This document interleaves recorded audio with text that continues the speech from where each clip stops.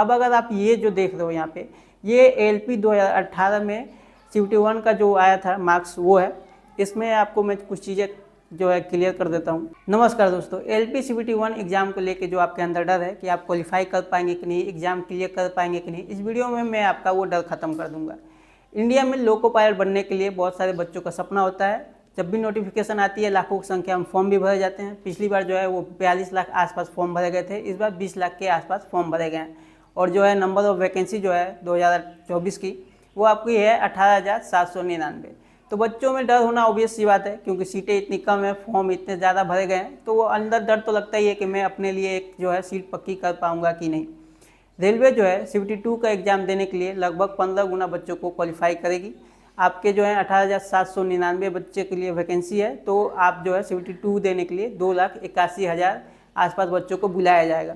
अब इसको अगर आप डिवाइड करते हो नंबर ऑफ़ एप्लीकेंट से, तो आपका आएगा 7, और यही आपका रियल कंपटीशन है। आपको इन्हीं 7 बच्चों में बेहतर होना है, तब जाके आप जो है CVT-2 का एग्ज़ाम दे पाएंगे।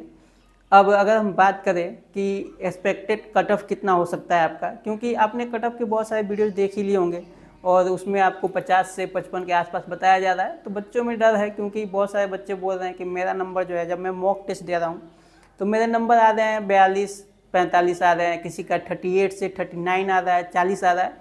तो डर जो है ऑब्वियस सी बात है। मैं इस डर को ही ख़त्म करने के लिए वीडियो बना रहा हूँ। आपको कुछ चीज़ें हैं जो एक्सप्लेन करनी है आपसे, आप अगर वो चीज़ें समझ जाओगे तो आपका डर ऐसे ही ख़त्म हो जाएगा। और मेन चीज़ भाई देखो, CVT-1 आप क्लियर कर जाओगे, मैं बता रहा हूँ। मेन आया है आपका CVT-2, उसी से मेरिट बनती है, तो CVT-2 के हिसाब से ही आपको पढ़ना है। अब अगर आप ये जो देख रहे हो यहाँ पे, ये एलपी 2018 में CVT-1 का जो आया था मार्क्स वो है। इसमें आपको मैं कुछ चीज़ें जो है क्लियर कर देता हूँ। इसमें जब आप यहाँ पे देखेंगे तो आरआरबी का नाम लिखा हुआ है, रजिस्ट्रेशन नंबर, रोल नंबर और नेम ऑफ कैंडिडेट्स। फिर यहाँ पे आप देखिए, यहाँ पे दिया हुआ है टोटल अटेम्प्टेड क्वेश्चन, जितने भी आपने अटेम्प्ट किए हैं उसमें से कितने सही हैं और कितने रॉन्ग हैं। और यहाँ पे ये वैलिड क्वेश्चन है जो 75 ही रहता है आपका। इसमें ये इग्नोर क्वेश्चन भी रेलवे कभी कभी कर देती है। अगर मान लो कि आपका कोई हो गया, क्वेश्चन का आंसर ही गलत है, आपके ने एक ही आंसर दो बार दे दिया, या फिर किसी वजह से रेलवे ने क्वेश्चन को इनवैलिड घोषित कर दिया, तो वहाँ पे माइनस हो जाता है। तो मान लो अगर यहाँ पे 1 हो गया तो आपके वैलिड क्वेश्चन जो हो जाएंगे वो हो जाएंगे आपके 74। ऐसे ही अगर मान लो 2 इग्नोर कर दिए तो 73 हो जाएगा। ये चीज़ें होती हैं। फिर आपका जो है ये हो गए आपके 2 मार्क्स। अब 2 मार्क्स कैसे आते हैं? टोटल आपने जितने भी क्वेश्चन सही किए हैं उसके एक नंबर मिलेंगे। तो 40 सही किए हैं इन्होंने, तो इनको मिलने चाहिए थे 40 नंबर, ठीक है। पर इसने जो है 21 गलत कर दिए, तो 1/3 का माइनस मार्किंग है, तो इसके 7 नंबर तो यहाँ से माइनस हो गए, है ना। तो टोटल तब जाके उसके हुए हैं 33 नंबर। अब देखो ये जो है ना आपका 2 मार्क्स हो गया, प्रोरेटेड मार्क्स हो गया और नॉर्मलाइजेशन हो गया, यहीं पे है आपका असली गेम, ठीक है। अब देखो आपका ये प्रोरेटेड मार्क्स जो निकालते हैं आउट ऑफ 100, वो कैसे निकालते हैं। आपका वैलिड क्वेश्चन जो है 75, ठीक है। आपके 2 मार्क्स जो आए हैं इसके 33 और इंटू कर देंगे 100, ठीक है। अब इसको अगर आप करोगे तो फिर इसका आएगा 44।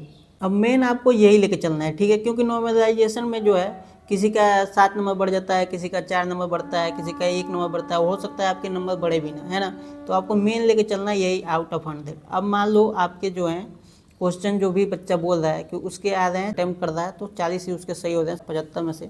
तब इसको अगर आप निकालोगे आउट ऑफ 100 तो यहाँ पे इसके जानते हो कितने मार्क्स हो जाएंगे आपके? हो जाएंगे 53.33, है ना। काट पीट के आप देख लेना, 53.33 हो रहे हैं। अगर आप 40 भी कर रहे हो तो आप आराम से आपके 53.33 आएंगे। और नॉर्मलाइजेशन करके कुछ बढ़ेगा ही, पर कितना बढ़ेगा उसको कोई वो नहीं है। आप इतना ही मार्क्स अपना मान के चलो तो इतना बहुत है अगर आप जनरल से हो। पर फिर भी आप जो है कोशिश करो कि 50 जो है कर पाओ, 50 नंबर तक लाने की कोशिश करो, क्योंकि आपको मेन जो है ना भाई देखो, CVT-2 ही जो है आपका मेन है, वहीं से मेरिट बननी है। तो आप यहीं पे अगर आप मेहनत करोगे CVT-1 में 50 नंबर तक लाने की कोशिश करोगे, तो CVT-2 जाते जाते आप जो है वहाँ पे 70 से 75 नंबर तक करने लग जाओगे। और वहाँ पे आपको चाहिए होंगे इतने, अगर आप जनरल से हो तो, ठीक है। अब बच्चा अगर कोई OBC वाला है, ST SC का है, तो वो अपना 40 नंबर लाने की कोशिश करे। 38 39 भी ला रहा है तो उसका सिलेक्शन हो जाएगा। ST वाले भी जो हैं और SC वाले, ये भी अपना 40 नंबर लाने की कोशिश करें। इससे कम भी होगा तो उनका सिलेक्शन हो जाएगा। ST SC वाले तो अगर 2 मार्क्स 33 भी लाते हैं तो भी उनका सिलेक्शन हो जाएगा। बट अगर आप 40 नंबर 45 नंबर लाने की कोशिश करोगे तो CVT-2 आते आते मेन तो आपका CBT 2 ही है, तो यहाँ तक आते आते आपके नंबर अच्छे खासे हो जाएंगे और आपकी सीट जो है वो पक्की हो जाएगी।